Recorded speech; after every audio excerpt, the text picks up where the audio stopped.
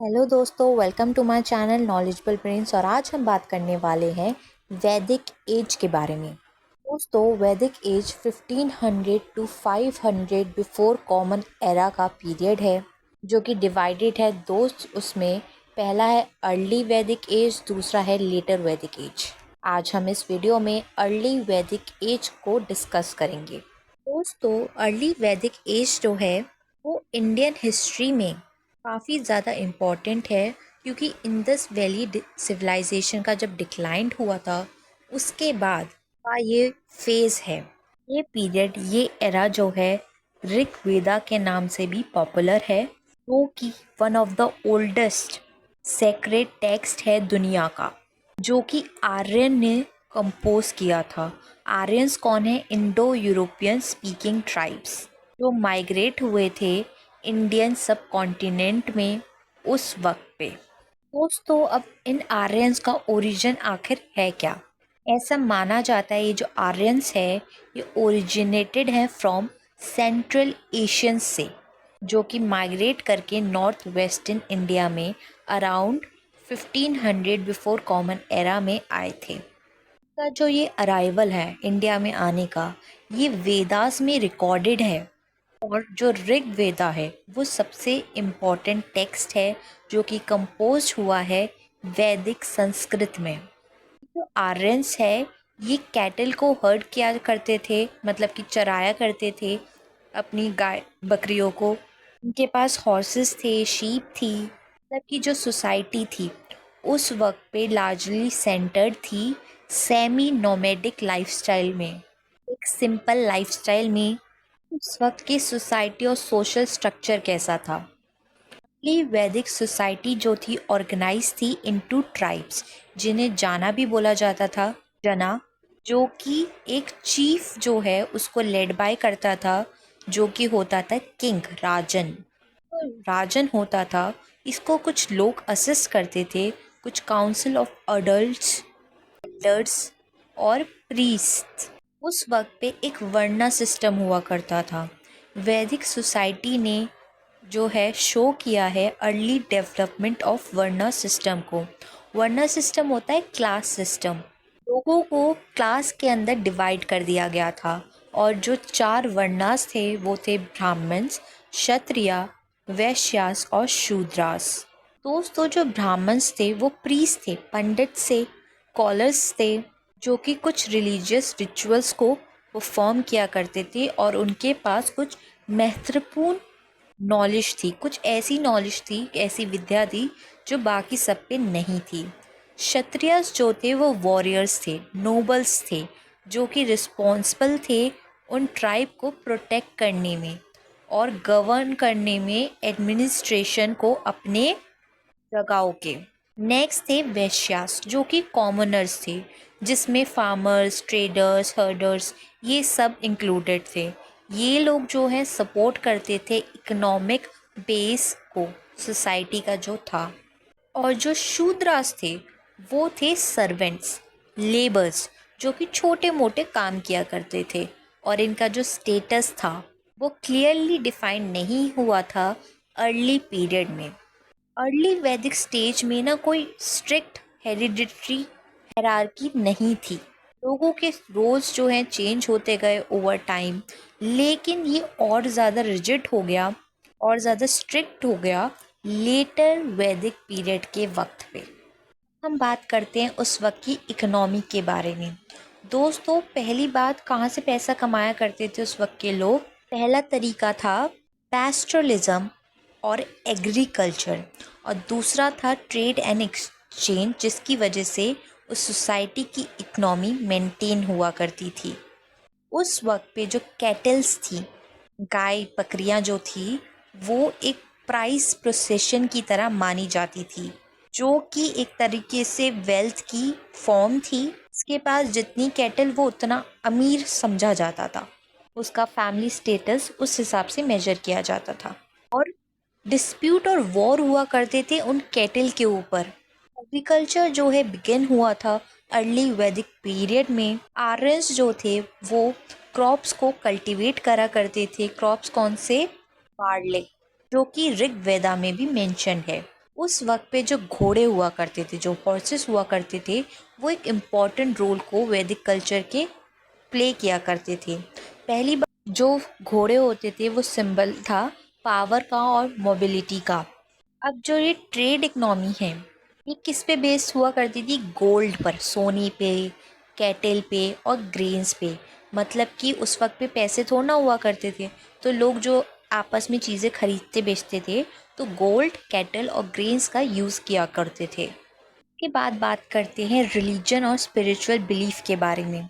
दोस्तों, अर्ली वैदिक रिलीजन जो था वो पॉलीस्थेटिक था। मतलब कि जो आर्यंस थे वो वर्शिप करते थे नेचुरल फोर्सेस को, नेचुरल एलिमेंट्स को, और उनको भगवान माना करते थे।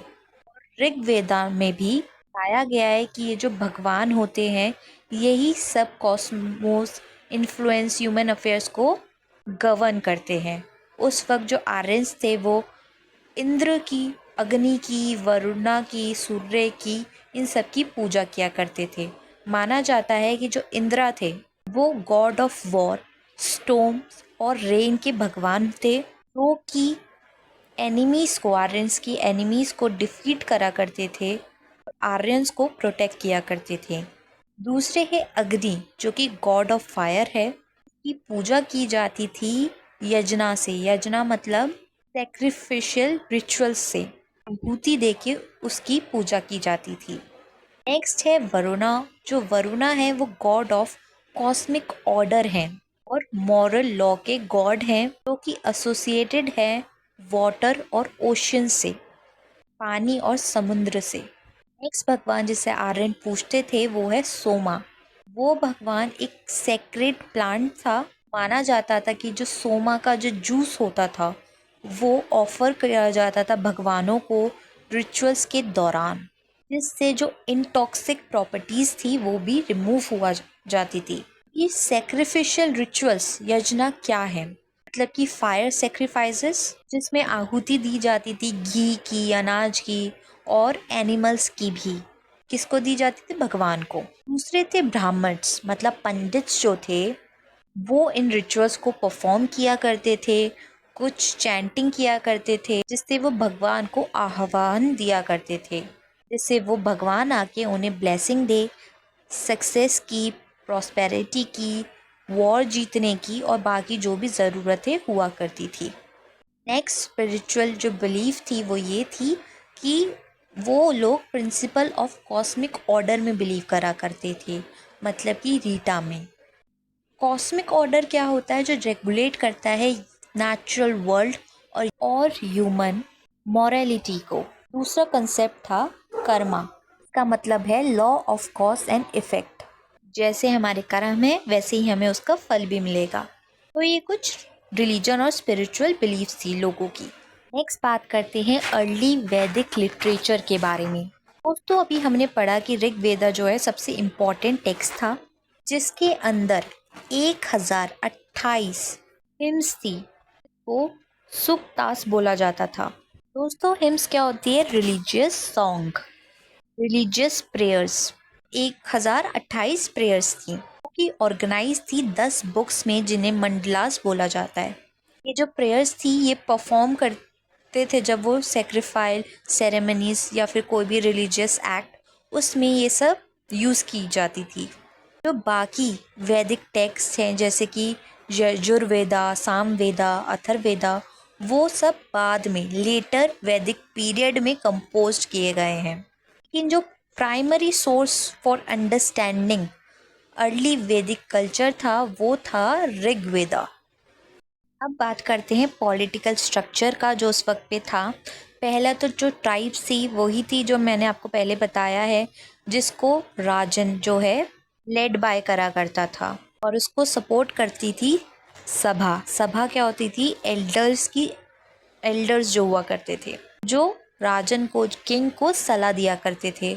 और उसके अलावा एक समिति थी, मतलब कि कुछ जनरल लोग हुआ करते थे, कुछ मिनिस्टर्स हुआ करते थे, जो कि राजा को असिस्ट किया करते थे। अब ये जो राजन था, जो किंग था, वो रिस्पॉन्सिबल था इस ट्राइब को प्रोटेक्ट करने के लिए, बैटल्स को लीड करने के लिए, और बाकी जो भी कॉमन लोग थे उसकी वेलबींग के लिए राजन जो है रिस्पॉन्सिबल था। उसके पास बिल्कुल एब्सोल्यूट अथॉरिटी नहीं थी डिसीजन मेकिंग में। उसको सलाह मशवरा करना जो था वो अनिवार्य था।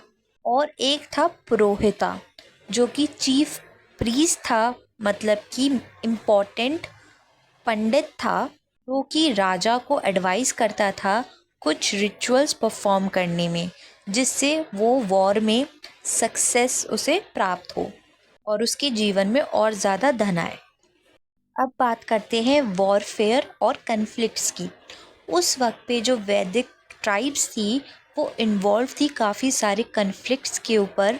क्यों होते थे कन्फ्लिक्ट्स? ये झगड़े ओवर रिसोर्सेज। क्या रिसोर्सेज? कैटल, लैंड और वाटर। इस पे झगड़े हुआ करते थे। इस ट्राइबल वॉर को काविशति बोला गया है, मतलब कि सर्च फॉर काउस।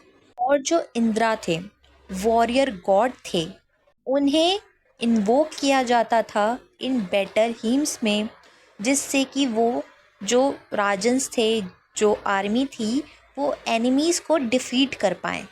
ऋग्वेदा में डिस्क्रिप्शन में बताया गया है कि बैटल में चैरियट मतलब कि बग्गी, घोड़े, हॉर्सेस, बोज एंड एरोस को कॉमनली यूज़ किया जाता था।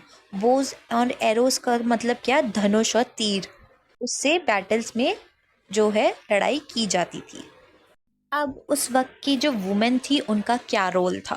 अर्ली वैदिक सोसाइटी में वुमेन जो है एक रिस्पेक्टेबल स्टेटस को एंजॉय किया करती थी। उनके पास फ्रीडम थी अपना खुद का पति चूज़ करने में। मतलब उनके स्वयंवर हुआ करते थे जहाँ पे वो अपनी मर्जी से अपने मनचाहे पति से शादी किया करती थी, मनचाहे इंसान से शादी किया करती थी। और वो काफ़ी सारी रिलीजियस रिचुअल्स में पार्टिसिपेट किया करती थी। वो एजुकेटेड थी। फीमेल जो पंडित थी, जो फीमेल गुरु थी, जैसे कि लूपामुद्रा और गौशा, वो ऋग्वेद में मेंशन है। लेकिन जब ये लेटर वैदिक पीरियड आया, उस वक्त पे वुमेन का जो स्टेटस है वो डिक्लाइन हो गया। मतलब कि पहले वुमेन पे सारे राइट्स थे, लेकिन ये जो लेटर वैदिक पीरियड आया उसके बाद सारे राइट्स उनसे ऑलमोस्ट छिन गए, का स्टेटस उनसे छिन गया। दोस्तों, अर्ली वैदिक पीरियड में ऋग्वेदा को इम्पॉर्टेंट टेक्स्ट माना गया है और लेटर वैदिक पीरियड में यजुर्वेदा, अथर्ववेदा और सामवेद को भी मेंशन किया गया है। आज के वीडियो के लिए बस इतना ही। और वीडियो देखने के लिए हमारे चैनल को लाइक करें, शेयर करें और सब्सक्राइब करना बिल्कुल भी ना भूलें। Thank you.